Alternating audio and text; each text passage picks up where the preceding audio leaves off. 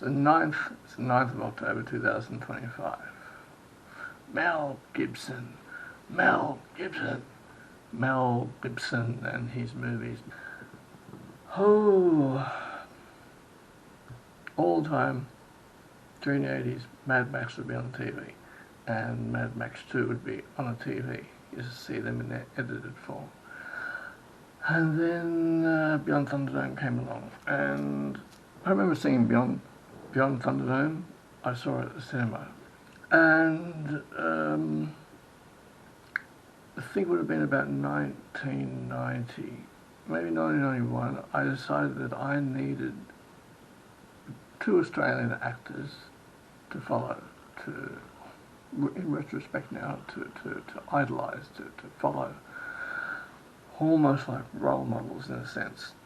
And so, being that I'd seen Mad Max a number of times and Mad Max 2 a number of times, I said, right, Mel Gibson. Mel Gibson is it. And also another up-and-coming actor at the time, Russell Crowe. But I've already spoken about that. Mel Gibson. And American-born, and migrated, Hutton Gibson moved the family to Australia. I think it was somewhere in the 60s, probably somewhere in the 50s or mid-50s or 60s. Mel Gibson was about 20 when he made Mad Max in about 1979, so could have been the mid-50s, somewhere around that time. And so I thought I need someone to follow Mel Gibson, and then soon after I had decided that, I would find books at the library of Mel Gibson. I started being interested in his interviews, and thought that he displayed charisma and charm. Thought he was fascinating. Very curious about him, and really got into him. And I must put in, as a disclaimer, at this time I was watching, I had my other favourite movies. I was watching sort of a lot of other people as well. Actually, Johnny Depp was about my favourite at this point, and I'd taken a great interest in Jack Nicholson. This is a big thing to do this today, because I have a big reassessment of things of Mel Gibson a couple of weeks ago, less than a couple of weeks ago, and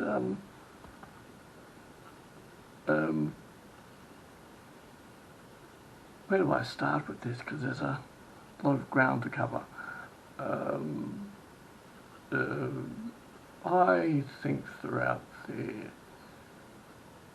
the years I was blind, non-observant,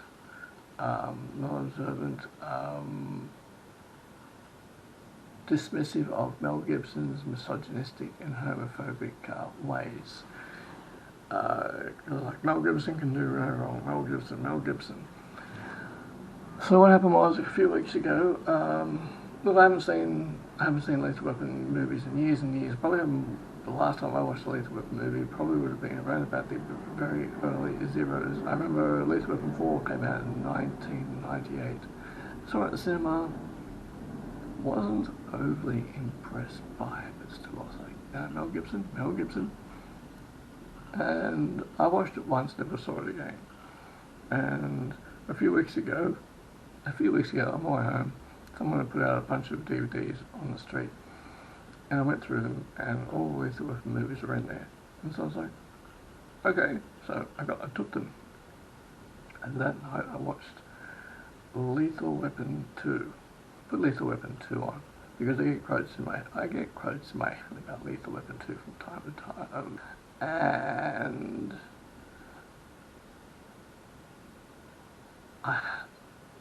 last time I'd seen Lethal Weapon 2 might have been the late 90s, might have been the early zeros. I just simply haven't gone near it. And I've also realised that I don't watch Mel Gibson movies very often. I just don't go there very often. It's like, no, I don't really think about his movies very often. I've seen,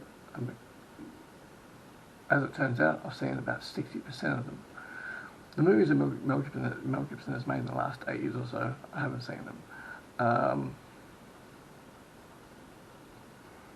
I watch Mad Max 2 periodically, and the last time that I watched it, which was a few months back, I realised that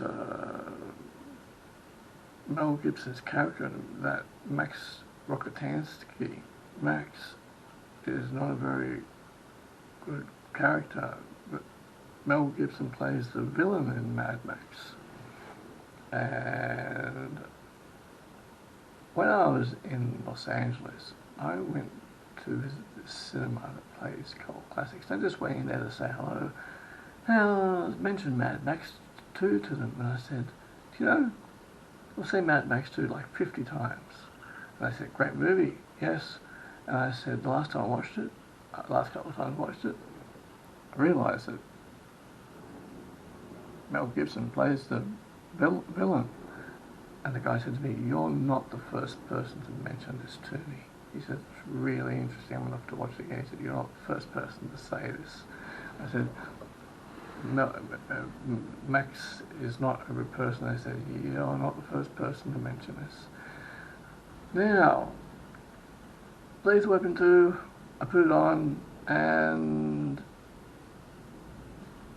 I almost forced myself to watch it because I wasn't in the mood to. I didn't feel like going back there in a sense. I was like, no, I just sort of. It doesn't rein in with me these days. So I put it on. Started watching Lethal Weapon 2, which was a big smash hit at the time, huge. And I put it on, and immediately I was like, okay, so it's done professionally, like the photography is professional, so it's a direction. Mel Gibson has a lot of energy, Danny Glover has a lot of energy,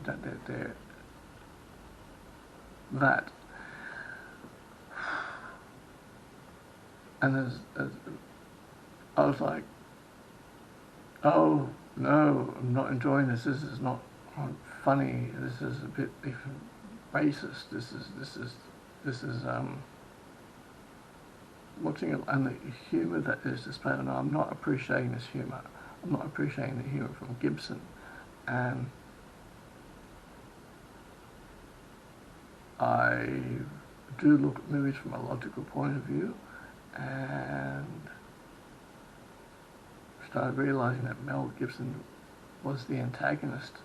He's the villain. He's the one getting Danny Glover, getting Murtaugh, Riggs is luring Murtaugh into trouble. Yes, that's the movie. Yes, a very different movie could have been made. And when they're on Mulholland Drive and they go into the house, which the South African the people who are representing South Africa. And yes, they may be involved in they might be doing criminal activity, but that is not the way to investigate them. Putting a fishnet over their heads and punching them and going in there and barging in, that is an intruding on their territory without permission. That's actually not the way to do things. It's actually not the way to do things. Very testosterone. Mel Gibson was being very testosterone-like, very and Mel Gibson's fashion sense in Lethal Weapon 2 does not stand up well over time. I watched it through, saw all the things that I would do completely differently, at the same time realising this is how Mel Gibson made a lot of money back then, because this was a big movie. And that Mel Gibson's character, Martin Briggs, was Shane Black. Had it so that Martin Briggs died at the Lethal Weapon 2, but the movie exec said, no, we're seeing dollar signs, we're going to continue this on. And it would have been far better off if they just had killed off the Riggs character. I have to throw this in here. That's my Arnold Schwarzenegger impression. Yes, that the opening dialogues of Mel Gibson in Lethal Weapon 2 are cringeworthy. When the car crashes, and they find the Royal Krugerrands and Mel Gibson's. He he's this. He's aggressive. His lines are unnecessary and cringeworthy. There's a real awkward moment in Lethal Weapon 2 when Riggs is in the kitchen with Murtaugh's wife and he's chopping things up and he ends up giving that monologue saying how his previous wife became deceased. And it's like, that's not cool. Like, so Martin Riggs is in the kitchen with his partner's wife, chopping vegetables with her. That's not cool. You don't do that to another guy. Like, so Murtaugh is in the house. So if you've got a friend, you've got a partner, and you go to their house, are you going to be hanging out with them or their partner's wife? You're going to be hanging out with them. Because just say you go to your friend's house, your friend goes to do something else or whatnot. Just say your friend says, "I'm going to take a shower," so just amuse yourself. You'd go sit somewhere probably. You wouldn't be chopping vegetables in the kitchen with your friend's wife. You just wouldn't be. It's creepy. I know that they've got a bond, and that unless Murtaugh was taking a shower, getting ready, and said to Riggs, "I'm going to be a few minutes. I'm going to take a shower," and then Riggs, in a friendly manner, says hello to Murtaugh's wife, and just says, "It's weird. How do you get to that point and say, I'll help you out in the kitchen, or help me chop a few?" You wouldn't say that. You don't do. That's not cool. You don't do that. You don't hang out with your friend's wife, your partner's. Yeah, it's weird. Almost. Oh, and also, you cannot survive 7 stories, 7 floors up. Hotel glass is not that strong, but not that weak. Hotel glass is very strong. And they're not going to go out the window that easily. And from 7 floors up, that's a big fall. Big fall. I find that Mel Gibson's mannerisms and his mannerisms and the way he acts in Lethal Weapon 2 is very aggressive, and most of it is cringeworthy and unnecessary. Very unnecessary. Very aggressive. And those shots on Mel Gibson being macho and just riding the motorbike, they're very they're blockbuster popcorn shots, which I can't stand, generally cannot stand, and they're not necessary. Okay.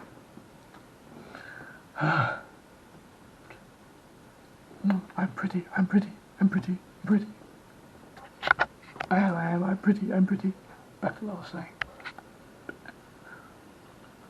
You could even have had Lethal Weapon 2 as the Inquisition of Martin Riggs, answering for everything that actually, no, that's right.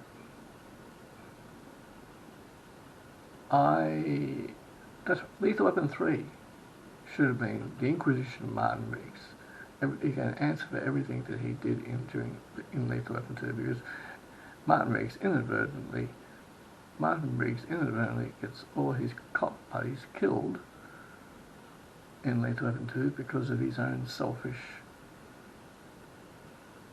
out of control, psychotic actions. Mel Gibson is a sociopath in Lethal Weapon 2, and that blonde counsellor says he's not fit for the Force. He shouldn't be on the Force. So I think even possibly that Lethal Weapon 2 could have been set in one of those psychiatric ward asylums. Lethal Weapon 3 could have been set in a psychiatric ward, and they could have been investigating Martin Riggs.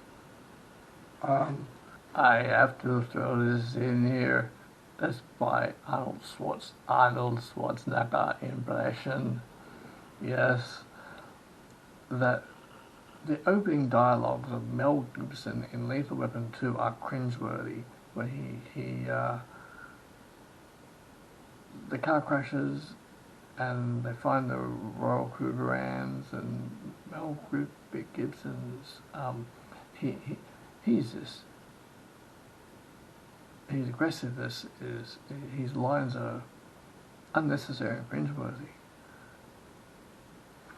There's a real awkward moment in Lethal Weapon 2 when Riggs is in the kitchen with Murtaugh's wife and he's chopping things up and he ends up giving that monologue saying how his previous wife became deceased. And it's like, that's not cool. Like, so Martin Riggs is in the kitchen with his partner's wife, chopping vegetables with her.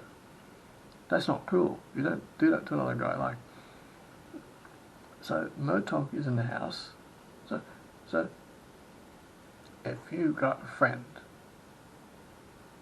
you've got a partner, and you go to their house, and you be hanging out with them or their partner's wife. You're going to be hanging out with them, because just say you go to your friend's house. Your friend goes to do something else or whatnot. Just say your friend says, "We're going to take a shower," so just amuse yourself. You'd go sit somewhere probably. You wouldn't be chopping vegetables in the kitchen with your friend's wife. You just wouldn't be. It's creepy. I know that they've got a bond, and that unless Murtaugh was taking a shower, getting ready, and said to Riggs, "I'm going to be a few minutes. I'm going to take a shower," and then Riggs, in a friendly manner, says hello to Murtaugh's wife, and just says, "It's weird. How do you get to that point to say, I'm going to help you out in the kitchen, or help me chop a few," but you wouldn't say that. You don't do, that's not cool, you don't do that. You don't hang out with your friend's wife, your partner's, yeah, it's weird. And also you cannot survive 7 stories, 7 floors up. Hotel glass is not that strong, but not that weak. Hotel glass is very strong. And they're not going to go out the window that easily. And from 7 floors up, that's a big fall. Big fall. I find that Mel Gibson's mannerisms and his mannerisms and the way he acts in Lethal Weapon 2 is very aggressive, and most of it is cringeworthy and unnecessary. Very unnecessary. Very aggressive. And those shots on Mel Gibson being macho and just riding the motorbike, they're they're blockbuster popcorn shots, which I can't stand, generally cannot stand, and they're not necessary. Okay.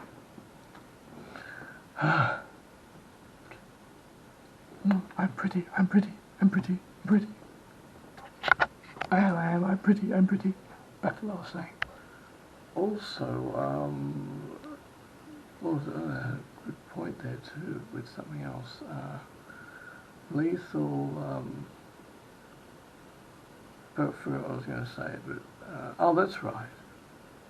What a good movie would be the making of Lethal Weapon 2. Now, I find it ironic and a contradiction that when they said cut, everyone on the set was probably really good with each other. Like those South African guys, Mel Gibson would have been making jokes with them, so why don't you make a movie about them interacting like that? That's your movie there. And I remember that Mel Gibson said when he saw the Lethal Weapon script, he was like, yeah, it's Lethal Weapon, the first movie. I watched it. I hadn't seen it in years and years. It's okay. It's gritty. It's interesting, it's okay. Lethal Weapon 3 and 4 do not work at all. There is a moment in Lethal Weapon 3 when Mel Gibson, Rene Russo, who I think she was better than that, because Rene Russo is terrific, and she was in Line of Fire with Clint Eastwood. Mel Gibson and Rene Russo have a scene in Lethal Weapon 3, and Mel Gibson goes off on her. He's like, rah! And it's like, she must have been like, the way that he went off with her, he's like, cut the shit, and something else. And I was like, you know, it's kind of cringeworthy the way that Mel Gibson, that scene didn't call for that level of from Mel Gibson. It's quite awkward the way he does that, really awkward the way he does that, and Rene Russo's like, oh, she's kind of cool and calm about it. He's going off at her. Totally unnecessary. He could have played that a lot cooler than that, and because he's the one that needs the psychiatric treatment, Martin Reese's, and I just, yep, so there's, it's Lethal Weapon 3 is such an uneven film performance-wise. Rene Russo getting a part in a big blockbuster Hollywood film, but I think she could have done much better than that.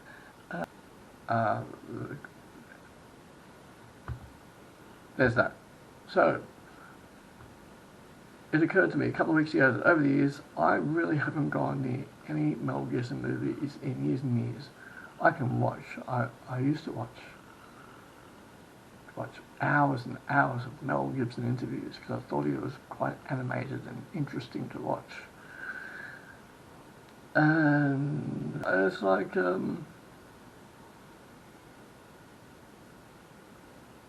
I watched Summer City. I just realised this. Just last week I'm like, I'm not a big Mel Gibson fan. I don't gravitate to his movies. Mad Max 2, I watched Mad Max 2, that's it. And about 6 months ago, I saw Summer City. Summer City's online, it's free to watch online. And I saw Summer City. It was one of the worst movies that I've ever seen. And I thought to myself, is Mel Gibson's star talent apparent here? Is it apparent? I thought about this. No, it was not apparent. You know, camera angles, photography and editing go a long way with things. And I'm prettier than Mel Gibson. I'm prettier. I'm a movie star. Actually, I'm working on my feature film script at the moment, where I played the lead role. I'm the star. I'm the star. I'm the star. I'm the star. I'm the star. And is Mel Gibson as handsome as many people say he is? He's okay. He's all right. I think he would have made a good pretty boy model. His acting is, I think he played himself. I think he just played himself a majority of the time. Yes, Mel Gibson attended NIDA, but he attended NIDA before their sort of their curriculum came in the 90s. He was before that, where they had a different style. I attempted to watch Tequila Sunrise, so that's available online for as well. I attempted to watch Tequila Sunrise the other day. I realised I'd never seen it, and I had to stop it after 25 minutes. I couldn't handle it anymore. But not a classic, not a good movie. Very unwatchable. Mel Gibson's humour is the way that he's just doing things. I thought you'd probably would have made a good pretty boy in some magazines. He is attempting to sort of find something in it that I like, and Kurt Russell's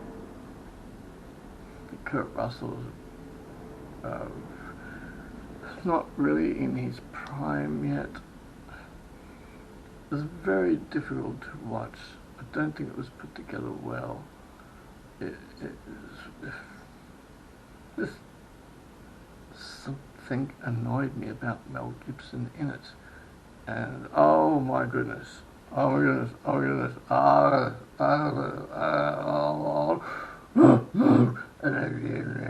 goodness, the year of living dangerously, fucking hell, the year of fucking living dangerously, that, high school, year 12, English, HSC year, my HSC year was 1990, my goodness, and we had to read the year of living fucking dangerously, the fucking year of living fucking dangerously, that shit.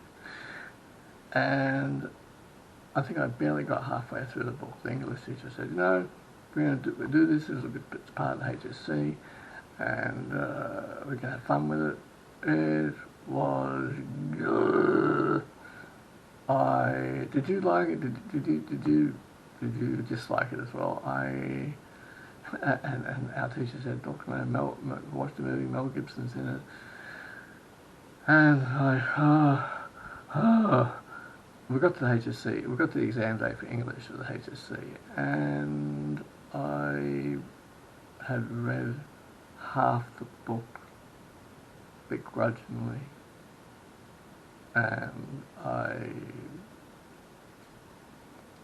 turned up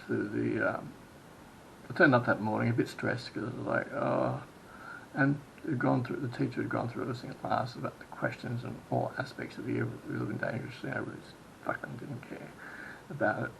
And got to the exam day, went to the big hall, and English paper, we got to the question section, and it said, the novel you've been reading, blah, blah, blah. And I was like, I don't care. I just wrote what I thought about things. The book made most of it up. I didn't care. I just wrote anything. And whoever read that, like whichever the people that read whoever read that would have been like fail. I didn't care about that book. Didn't fucking care. And I think. And I think I maybe spoke to a couple of my other classmates. I said, how'd you do with the year of living dangerously? And they said, fucking year of living. And then when I got out of high school, it was on TV. I out of curiosity, I might have rented it out from Civic Video at Campsie, or if it was still Bogus Video at the time, Civic Video at Campsie. And I rented it, and because I did my HSC at Dulwich High, but I went to Canterbury Boys. I went to Canterbury Boys from year 7 to 11, and I did my HSC here at Dulwich Hill. Oh my gosh, I rented it out. This might have been just at the time that I had adopted Mel Gibson as a favourite actor. I'm not too sure, but because I followed a few other people. I love John Cusack. John Cusack is terrific, and so is Jack Nicholson. I love John Cusack movies. Just watched Grosse Point Blank the other day again. It's really good. I'm getting off track. The year living dangerously. The year living dangerously. Fucking hell! I just watched it. I think I stopped halfway through. I don't even think I got all the way through. It was just tedious and miserable and reminded me of freaking HSC, English HSC. Okay, so Attack Force said, I attempted to watch that for the first time now that I got through 5 minutes of it. I was like, no. And it's interesting because Attack Force said was after Mad Max 2, and it's like, no. The Bounty, no. I rented it out once. Not overly interested. And it's interesting because Mel Gibson's biography, I've actually got Mel Gibson's biography here. Actually, I could show you. I think this happens to be in my drawer in the other room. I read this probably 2 years ago. I acquired this about 2 years ago. It took me about 3 weeks to read it. And in it are stories of Mel Gibson's temper tantrums on set, and him going off at people, and some very interesting. Many of the things I read, I was like, oh no, I'm sure he's not like that. Oh, I'm sure he's not like that. And I was like, no, Mel Gibson. And I'm reading it, and I'm like, oh, maybe he's having a bad day. And a lot of sort of business things in there, and there's a few things in there. And of course, that's just one person's point of view. It's one person's point of view, it's one person's perspective. And it's because over the years I've said to people, Mel Gibson, they said, he's an arsehole. And I'm like, Mel Gibson, yeah, he's an arsehole. And it's not the first time I'd heard that. I was like, oh, I think people are like, from all the interviews that I've watched and all Mel Gibson's movies, I'm like, he's a good guy. One of the good guys in Hollywood. And people I've talked to mention him, they're like, oh, Mel Gibson, him. And the stories I read in that book, you might get a person on a bad day or whatnot, whatever, or their general personality, all that. And over the years, Mel Gibson would say, oh, yes, he'd say, I get angry sometimes and whatnot. But I reassessed all these things a couple of weeks ago. I reassessed everything. I thought about all the facts. I thought about everything. And also I thought about the fact that I never watched Mel Gibson movies. I'm like, I am not a big Mel Gibson fan. And he is not as handsome as people make him out to be. He just, I'm better looking than Mel Gibson is. I'm better looking than Mel Gibson is. I think someone said that to me once. I was talking about him once. They said, you're better looking than Mel Gibson is. They said, I'm better looking than he is. They said, you're better looking than it's all an illusion. Now, things that were big when they came out. Bird on a Wire, I think I watched it 3 times. I don't know if I'm interested to go back to it. Hamlet, I went and saw Hamlet. Hamlet helped me. Mel Gibson's Hamlet helped me greatly. Enormously. I used to have trouble with Shakespeare. I saw it at the cinema. I was very impressed by it. I think I maybe saw it twice at the cinema. And then I had it on video, VHS, and Generation X video, yes, VHS. And then what happened was, so Mel Gibson has never really done Hamlet. In an interview, the interviewer says, how did it feel to do Hamlet? You did Hamlet? And Mel Gibson says, no, I didn't really do Hamlet. And the interviewer says, you didn't do it? Well, why is that? It was filmed in bits and pieces all over the place. He said, we'd do one bit of the monologue here, and then a week later we'd do the second part of the monologue, and we'd do a line here and a line there, and do the last part of Hamlet first we did, and the first part of that last. He said it was very disjointed all over the place the way we filmed it. So he said, don't really think of it. Yeah, Mel Gibson hasn't done Hamlet, but as a film, as a movie put together, I enjoyed it. Then you got Air America, which I'd be interested to go back to. I haven't returned to these movies over the years. I've been barely interested, like The River. I watched it once, bored. I just got disinterested. Miss Soffel, did not enjoy it. Never went near Tequila Sunrise until the other day. Lethal Weapon 3, a disaster. Joe Pesci does manage to... Joe Pesci's in there. He gets treated so badly by it. I know they're paying the Three Stooges. I get it. Mel Gibson is into the Three Stooges, and that's bad. Joe Pesci, Danny Glover, and Mel Gibson doing the Three Stooges. I get it. It doesn't work. Mel Gibson in movies. I don't appreciate Mel Gibson's humour in movies. The Rest of Daniel, Forever Young, The Rest of Daniel. Yeah, I've seen that about 4 times in the 90s. I haven't bloody seen that movie in about 28 years or something. The Man Without a Face. Yeah, it was Man Without. And the thing is, in those days at time, it was Mel Gibson has done a new movie. Mel Gibson has done a new movie, and then he'd be interviewed, and he displayed what I thought was charm and charisma, but a very kind of mainstream guy, very mainstream guy. Bit of testosterone going on there, bit misogynist, very homophobic, which is clearly displayed in Lethal Weapon 2, and first Lethal Weapon movie and Lethal Weapon 2, and I used to dismiss that, I used to look past it. And you've got, what else have we got going here? Also, something very interesting, Mel Gibson never had his ear pierced. Neither did Russell Crowe. Mel Gibson never had his ear pierced. I was like, is that so that he just totally fit into mainstream Hollywood, so he fell into blockbuster Hollywood? I like an actor who has their ear pierced. You generally don't wear an earring for roles, because very few roles in Hollywood you would wear an earring for, because it's a distraction. However, in your purse, when you're just being yourself off camera, yeah, I appreciate that. For Johnny Depp, for instance. But it's a small point. It's a small point.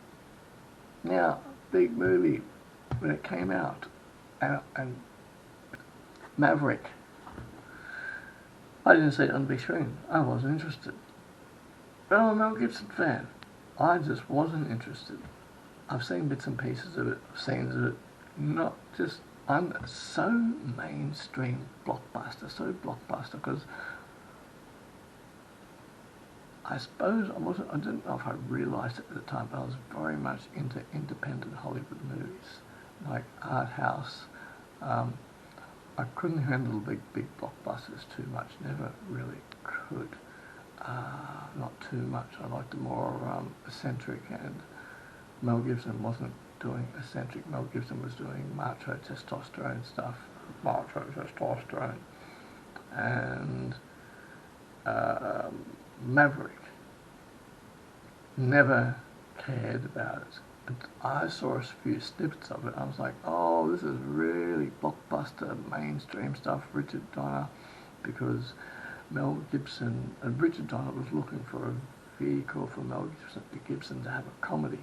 Braveheart. I realised the other day I had no interest in Braveheart. I've seen it probably 6 times. Saw it at the cinema. Some of that photography was impressive, but do we need to see Mel Gibson on the hill raising a sword and going, ah? It was, you could say it was a well done movie. Incredibly historically inaccurate. I know that because the critics have said it, and I will go on that it is incredibly historically inaccurate. I think, what happened? Didn't Liam Neeson do Rob Roy? And, which I haven't seen, might have to have a look at that maybe, but, Braveheart, oh, yes, oh, Braveheart,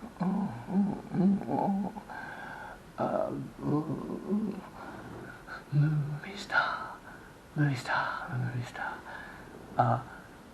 Braveheart, I would watch it, and I would want to appreciate it, want to like it. I thought it was just such a tedious mainstream watch. I thought it was such a tedious watch. But in my mind, I'm like, no, Mel Gibson, I need to like this movie. I have to like this movie. I remember one time watching it, I couldn't get through. I was like, I'm just not. And then I sat down another time to watch it. I focused. I'm like, no, it's well done. It's well done. It's good. I'm focusing on this movie. Focusing on it. And the last time I watched it, which was probably somewhere in the early zeros, I was like, yeah, it's good. Never into Braveheart. People rave on and on about it. And Mel Gibson displays a certain testosterone level, machoism in his, and a humour which I actually don't connect with too much. There's not a Mel Gibson movie that Mad Max 2, in which he plays the villain. I think Mad Max 2 is such an interesting movie. And Mad Max I do go to. I go to Mad Max as well. I think Mad Max, I used to consider it a horror movie because that gang scared the crap out of me. Ransom, I saw Ransom. Mel Gibson is not good with black hair. I think Mel Gibson's hair is generally dark brown.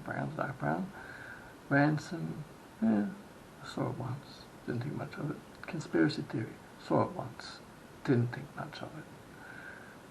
Lethal Weapon 4, no. Payback, I don't think I've seen it. What else have we got here? Air America was, I think I've seen Air America a few times. Now, it gets even odd. Here we go, look at this here, look at this here. Look at me, I'm the star. I'm prettier than Mel Gibson. Actually, I am.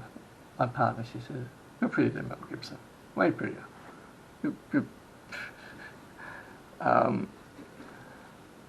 I don't have to go on about Mel Gibson ever again, like, oh, Mel Gibson, yeah. What triggered this actually was an acquaintance of mine. An acquaintance, I wouldn't call him a friend, he's an acquaintance here in Sydney, an acquaintance. Rarely see him. He's got some charisma. I reckon more charisma than he does. But look at he is. Anyway, it's not a pretty boy competition. Or is it? No, it's not. I'm not like that. He said in a Facebook post, he mentioned Mel Gibson in a Facebook post, and he said, so someone was talking about Mel Gibson, he said, yeah, I met Mel Gibson years back, he's an arsehole. And he wouldn't say what happened, he said, he's an arsehole. And I'm like, who are you to talk? This acquaintance of mine, he's not an arsehole, but he was just referring to Mel Gibson as an arsehole. And I'm like, what do you know? And that stayed with me. And then I went to thought about things and went to revisit because I got angry with him for saying that, and I went to revisit the Lethal movies. Anyway, a huge movie which I didn't care about at all, The Patriot. And Heath Ledger was in it, and I'm a Heath Ledger fan. I didn't care much for his movies. When he passed, I was like, oh, it's really sad that Heath Ledger's gone, but I never got into Heath Ledger's movies. I never got into Heath Ledger's movies. And The Patriot, I was never interested in it. I saw scenes from it, never went and saw it in the movies. What Women Want, I've seen it a couple of times, it was fun. We Were Soldiers, I saw it, I thought, yeah. Signs. I watched Signs the other day. It was, a few nights ago I attempted to watch it. It was free to, and I saw Signs a couple of days ago. I attempted to watch Signs a couple of days ago. Look, yesterday. I attempted to watch Signs yesterday. I was like, I'm going to watch it. Fuck, it's dreary. It's really dreary. And Mel Gibson, he just has this huge macho testosterone sort of conservative thing going on, and he puts his values into his movies, and in yesteryear was like overlooking it. I just go and in Mel Gibson interviews, getting started on religion and getting started on his faith. In fact, what happened was, on the set of The Bounty, Mel Gibson was drinking heavily, apparently, and was having a conversation with this guy. This guy disagreed with Mel Gibson's beliefs and faith, and so Mel Gibson went off on this temper tantrum, so much so that, it was with one of the crew, so much so that the crew member got so upset that he just left the set. And in the morning, Mel Gibson was like, oh, I better apologise to that guy. It's too late, he's gone. And so Mel Gibson layers thick. I don't know if he chooses a project where he can layer it thick and with his Mel Gibson's conservative. There's nothing wrong with being conservative. I think what it is, I'm a bit upset with myself that I defended Mel Gibson throughout the years. I said that in my mind I was like, Mel Gibson, and I never questioned it too much, although I watched this movie. The funny thing is, I was watching everyone else's movies and appreciating everyone else's movies. Mel Gibson's movies, Mel Gibson, I was like, no. Occasionally watch his movie, like, okay, what women want, Signs. Anyway, about 30 minutes in Signs, I turned off. I was done, finished, done. Can't take. I remembered the glass scene with that little girl, where she's got these 3 glasses, and I thought that was cute. And then Mel Gibson, his character, I think it was called Graham. The only reason I remember that is because police officer says Graham. But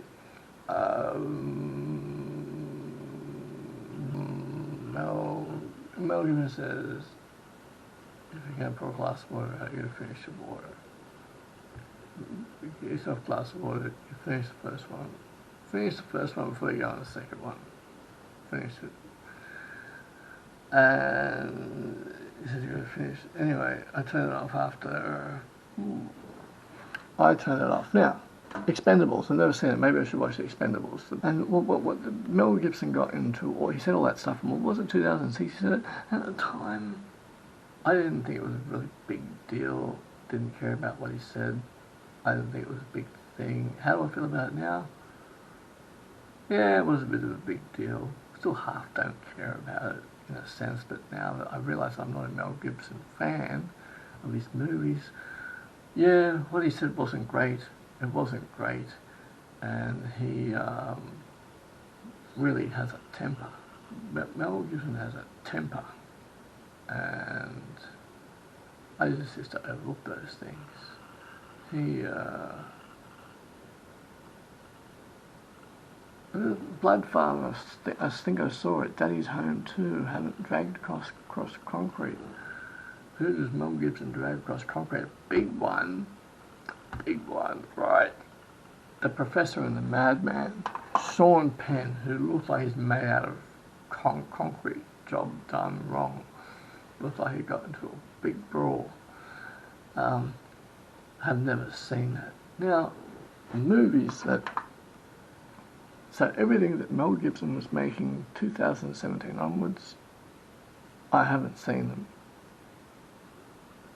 I haven't been overly interested in them.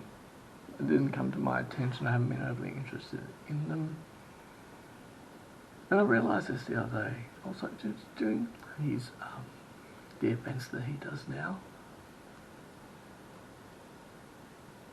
Mel Gibson is so very protective of his public image. Like, for instance, in the past, he's been asked by fan questions, what bands do you like?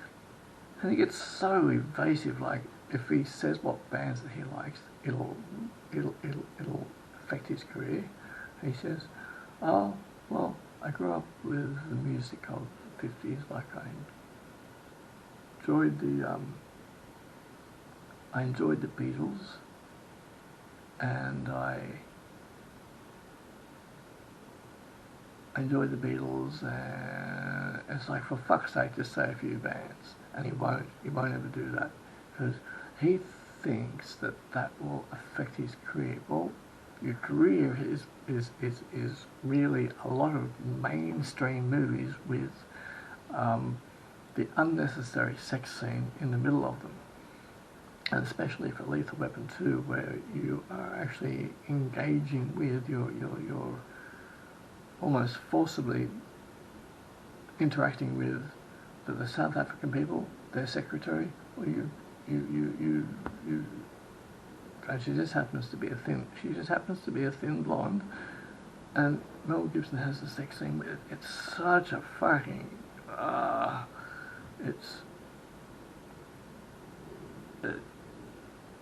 Mel Gibson's movies are mainstream.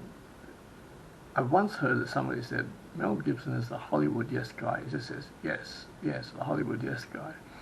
And it's true. Mel Gibson, he's the yes man. He says yes to the blockbuster, in the 90s, it was blockbuster Yes Man. Mel Gibson. I am very happy that my eyes are now opened, and because I used to wonder where he lived, and used to look up on Google Maps his Malibu place, and I was like, oh, I wonder what he's like. He must be really cool and down to earth. Mel Gibson must be there. Oh yeah. I don't have to do that anymore. Mel Gibson's interviews are more interesting than his movies. And the movies that he made in the 90s were average, very average.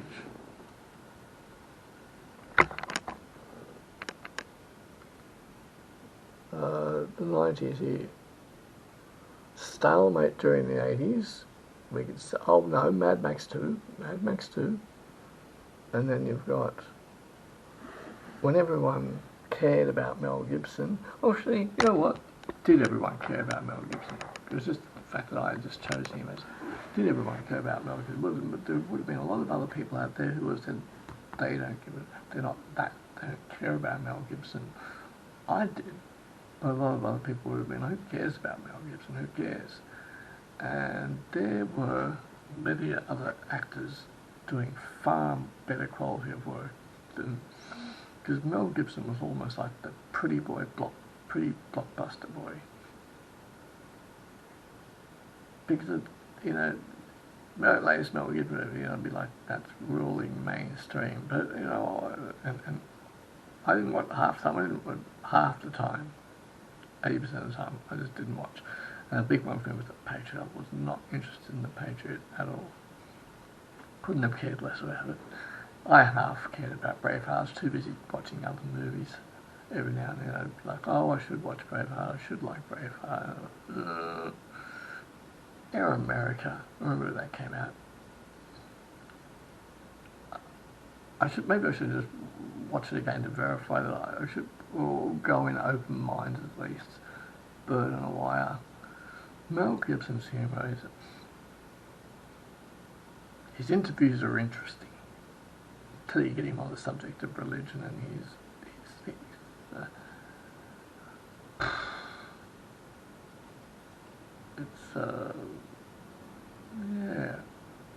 He's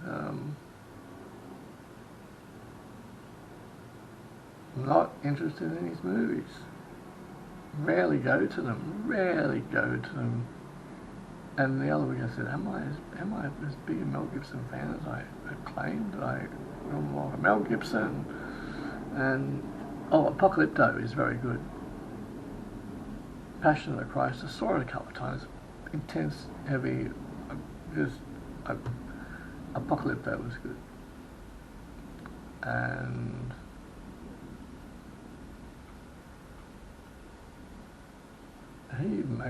Mel Gibson made all his money in the 1990s blockbuster era. The Lethal Weapon films, when everyone went for them.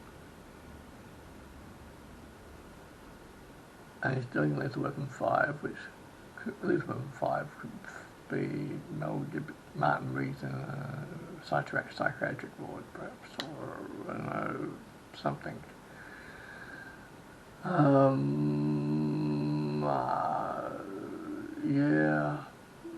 The Mel Gibson saga. I chose Mel Gibson as a favourite actor, yet barely could watch his movies. I'd watch them and be like, oh yeah, I'd be like, I'll get through this. I was, fortunately at that same time I was following a lot of other people, a few other actors at that time I was following, found them far more interesting.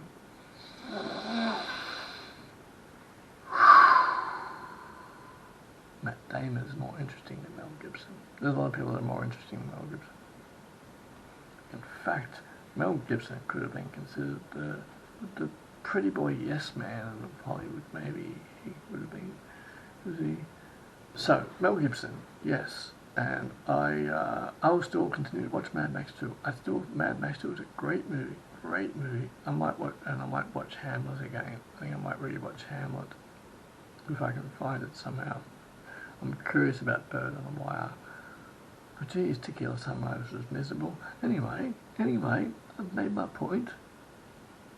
I'm more against than Mel Gibson. Aren't I? I play the lead role in my feature film. I got all my short films.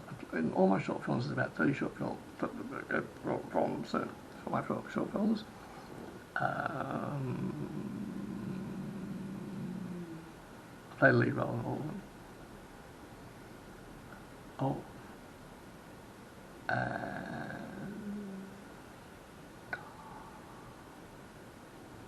I'm prettier. Just an interesting pity. Mel Gibson would have had a publicist, he had an agent, he had a publicist to promote him, to put his name out there, and not that just a very blockbuster guy. Had a good publicist and promoter who pumped him up when he had a movie coming out and he publicised that. Many other... I was watching all the other movies at the same time anyway, and I would, like Apocalypse Now and One Flew Over the Cuckoo's Nest and Grosse Point Blank and Pushing Tin and Jaws and more interesting... not forgetting Swingers and Maid. Yeah, alright, because I'm going to convert this file now and do my thing with it. I am a bit interested to see what the 15 movies that Mel Gibson I haven't seen, the one he's done the last 8 years or so, or 12 movies, whatever it is. I'm interested to see some of them. I think Mel Gibson has become a better actor in more recent years. I think he's become a better actor. Yeah, I'm not a huge Mel Gibson fan. But anyway, darlings, who's the pretty boy?